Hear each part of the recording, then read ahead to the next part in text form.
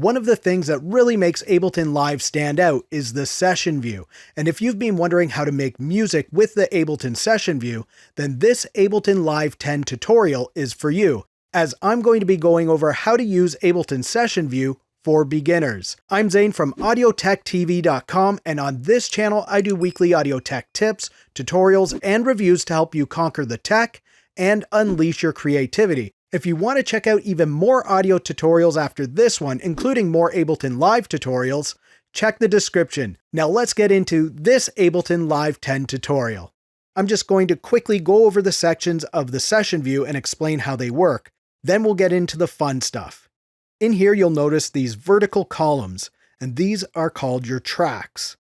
Horizontally you have scenes, and you can press the triangle on any of these clips within the tracks and the scenes to activate them. They will continue to play until you switch to another clip on the same track, or you press the stop button on either the clip or the main stop button up at the top. If you want to activate an entire scene at the same time, so that would be all of the clips in a row, like this, then you can go over to the master channel on the far right and press the play button there. You can have a mix of MIDI and audio tracks, and you can even record MIDI or audio into these tracks on the go. Or of course you can use MIDI clips and audio clips that have already been recorded. I'll be getting into the recording in session view in just a bit. You can resize your tracks by hovering the mouse over the top corner of the track, so you see the cursor change like this, and then you just click and drag either way. If you want to resize all of the tracks at the same time, hold down the Alt key on your computer keyboard and click and drag on one of the tracks.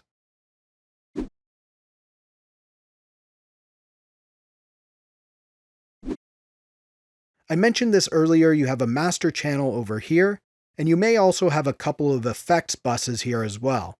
These are for master effects, so anything you add in here will go to the entire song. I'll be looking at adding effects to individual tracks in just a bit. But right now, let's get into the fun stuff by adding some audio clips into our session. If you don't have your browser open already, click here to open the browser, then navigate to your samples. You can add the folder if you need to. And now you'll notice when you click on a sample or a loop, you can audition it in real time with your current tempo.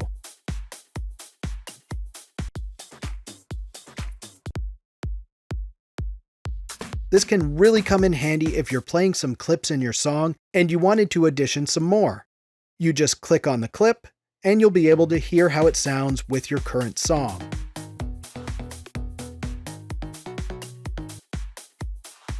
One thing to note is when you're compiling your song, you can't play two clips in the same track at the same time. So two clips in a vertical track cannot play at the same time. So you might want to treat each track like it's its own instrument. So all bass clips maybe go in this track, the main drums will go in this one, synths in another, and so on. You can actually name these tracks up here. Just right-click, rename. So now we have some audio clips loaded. Let's say we want to record some MIDI clips in. First, let's bring in an instrument. Click on the header of the track up here, and you'll see it says drop an instrument or sample in here. So I'm going to quickly drag an instrument in. And the cool thing is we can record on the fly. So keep your song playing, then click this little arm for recording button at the bottom of the MIDI track that you want to record to.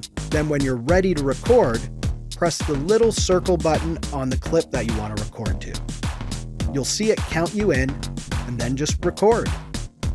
If your playing was a little off, you don't have to worry about that. You can click on the clip, and you'll see the piano roll open up at the bottom here.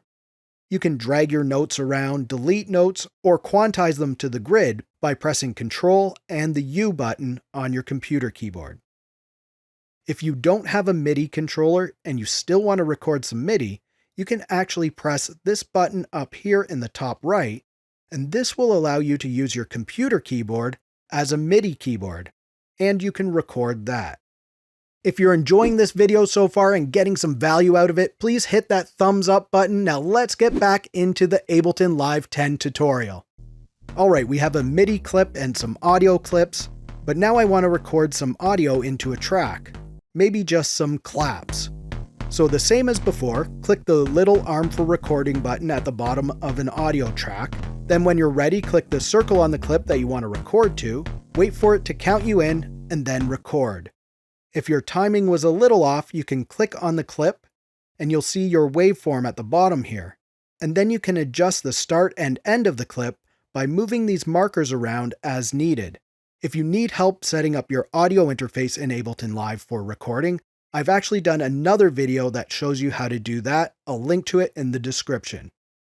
Alright, so what if we want to add some effects to individual tracks?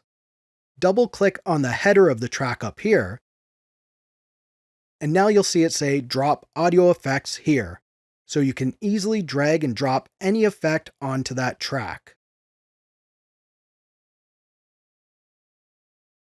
So now we've learned how to load clips, record MIDI and audio clips, add effects and instruments, and generally how to navigate the session view.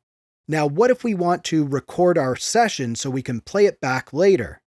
If you're a DJ and you want to record your sessions, or maybe you just want to freestyle some ideas and listen back to them later, you can easily do this.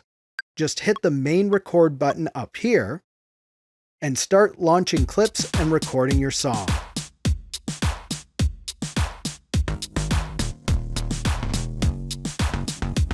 Once you're done your session, press stop, then click over here to go to the arrangement view. You'll see all of your clips all arranged in here the way you were playing them in the session. Click on this red button right here, and you'll be able to go in and adjust things as needed. Or you can even add more clips to your song. You can save this session so you can go back and edit it later. And you can also export this as an MP3 or WAV so you can share your audio with your friends and fans. Click here to check out 30 free VST plugins, or click down here to see what YouTube thinks you're interested in next. If you like this video, please give it a thumbs up. Also subscribe to the channel if you'd like to see more videos from me. Thank you so much for watching. For Simple Green Tech, I'm Zane, keep creating, and we'll talk soon.